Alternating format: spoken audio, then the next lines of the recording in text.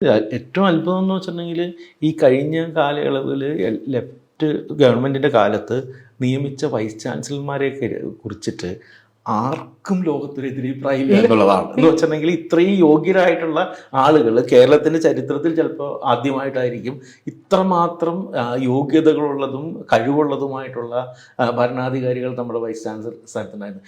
ഇവൻ പിരിച്ചുവിട്ടിട്ടുള്ള മറ്റേ professor M V നാരായണനെ കുറിച്ചിട്ട് ഇതേ ഗവർണർ അദ്ദേഹത്തെ പിരിച്ചുവിടുകയും ചെയ്തതാണ്. അതേ ഗവർണർ എത്രമാത്രം എന്ന് വെച്ചാൽ ഇത്രയും വലിയ പണ്ഡിതനായിട്ട് ഒരാളെ ഞാൻ എൻ്റെ ജീവിതത്തിൽ കണ്ടിട്ടില്ല എന്നുള്ള തരത്തിൽ സംസാരിച്ചു.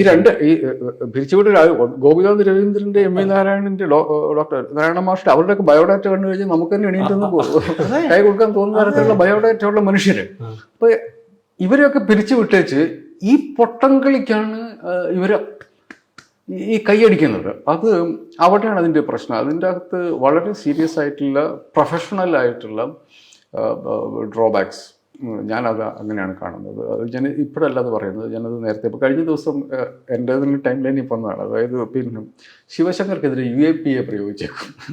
ആലോചിച്ച് നോക്കും, അയാൾക്കെതിരെയുള്ള ഒരു ആരോപണം നിലനിൽക്കുന്നില്ല എന്ന് കണ്ടു കഴിഞ്ഞപ്പം അദ്ദേഹത്തിൻ്റെ ബെയിൽ പെറ്റീഷൻ ഹൈക്കോടതി പരിഗണിക്കാനിരിക്കുമ്പോഴാണ് ഇതെടുത്തിരുന്നത്. അദ്ദേഹത്തിനെതിരെ UAPA പ്രയോഗിച്ചിട്ട് എന്താണ് ഈ നിയമം എന്നുള്ളതിനെ കുറിച്ച് എന്തെങ്കിലും ധാരണയായിട്ട് ഏതെങ്കിലുമൊക്കെ നിയമത്തിൻ്റെ പേരെടുത്ത് വെച്ചിട്ട് ആർക്കെങ്കിലുമൊക്കെ എറിയുന്ന തരത്തിലുള്ള ഇതൊക്കെ പ്രധാനപ്പെട്ട പത്രങ്ങളിൽ വരുന്ന കാര്യങ്ങളാണ്. ഇതൊന്നും നമ്മുടെ നാട്ടിൽ പലതരം പത്രങ്ങളുണ്ട്. അതിനകത്ത് വൈകുന്നേരം ആൾക്കാർ ജീവിക്കാൻ വേണ്ടി കൊച്ചു വർത്തമാനങ്ങളൊക്കെ എഴുതി വിടുന്ന പത്രം അങ്ങനെയല്ലത്. ഇതൊക്കെ വളരെ നൂറ്റാണ്ട് കാലത്തെ പഴക്കമൊക്കെ ഉള്ള വലിയ ജേർണലിസ്റ്റുകൾ ഇരുന്ന വളരെ പ്രൊഫഷണലായിട്ട് റൺ ചെയ്യുന്ന പത്രങ്ങളിലാണ് UAPA ഒക്കെ എടുത്ത് വെറുതെ എടുത്ത് ചാമ്പുന്നത്. അപ്പോൾ അത് വളരെ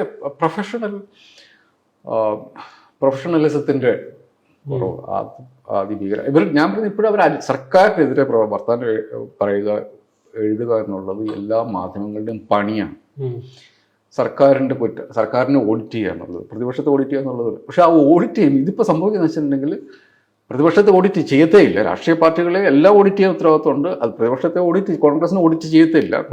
സുധാകരനും VD സതീശനും എന്താ സംബന്ധം വേണമെങ്കിലും പറയാം. ശിവഗിരി പോയി പിന്നെ സതീശൻ പറഞ്ഞു തനി മര്യാദകേടാണ്, അത് ശിവഗിരി പോയി തെറ്റ് പറഞ്ഞു. അതിന് യാതൊരു പ്രശ്നമില്ല. മുനമ്പത്തെ ഭൂമി വഖഫ് ഭൂമി അല്ല എന്ന് സതീശൻ പറഞ്ഞു. അതിന് ആരും ഒരു ചോദ്യം ചോദിക്കുന്നില്ല. പ്രതിപക്ഷത്തെ ഓഡിറ്റ് ചെയ്യുന്ന പരിപാടി നിർത്തി. ഭരണപക്ഷത്തെ വസ്തുതകളുടെ അടിസ്ഥാനത്തിൽ ഓഡിറ്റ് ആ പരിപാടിയില്ല. അതാണ് അതിൻ്റെ പ്രശ്നം. ഭരണപക്ഷത്തെ വസ്തുതകളുടെ അടിസ്ഥാനത്തിൽ ഓഡിറ്റ് ചെയ്യുക എന്നുള്ളതല്ല, സ്പെക്ടക്കിളുകൾ ഉണ്ടാക്കി, കെട്ടുകാഴ്ചകൾ ഉണ്ടാക്കി, പ്രതീതികൾ ഉണ്ടാക്കുക, പിന്നെ വാർത്തകളെ ദുർവ്യാഖ്യാനം ചെയ്യുക.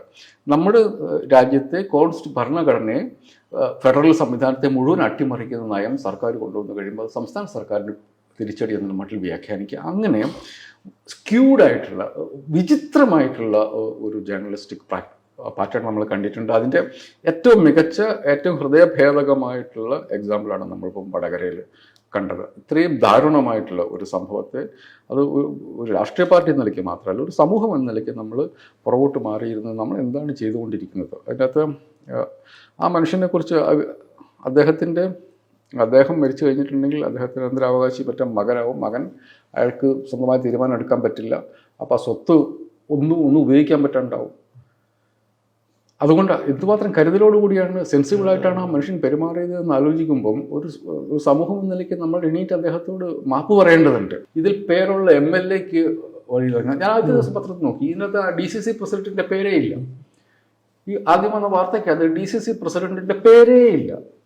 അപ്പം ഇങ്ങനെ അങ്ങേയറ്റം ഏകപക്ഷീയമായിട്ട് ചെയ്യുന്നത് ഒരു സൊസൈറ്റി എന്ന നിലയ്ക്ക് നമുക്ക് ഗുണകരമാകുന്ന കാര്യമല്ല. നിശ്ചിതമായി ഓഡിറ്റിംഗ് നടത്തുക, പ്രൊഫഷണലായിട്ട് ഓഡിറ്റിംഗ് നടത്തുക, അത് എല്ലാവരോടും നടത്തുക, സർക്കാരിനോട് നിർബന്ധമായിട്ട് നടത്തുക. രാഷ്ട്രീയ പാർട്ടികൾ എന്ന നിലയ്ക്ക് എല്ലാ രാഷ്ട്രീയ പാർട്ടികളും ഓഡിറ്റ് ചെയ്യുക, സർക്കാരിനെ നിർബന്ധമായിട്ട് ഓഡിറ്റ് ചെയ്യുക. അക്കാര്യത്തിൽ വളരെ സീരിയസ് ആയിട്ടുള്ള ഡ്രോബാക്സ് ഉണ്ടെന്ന് തന്നെയാണ് എൻ്റെ തോന്നുന്നത്.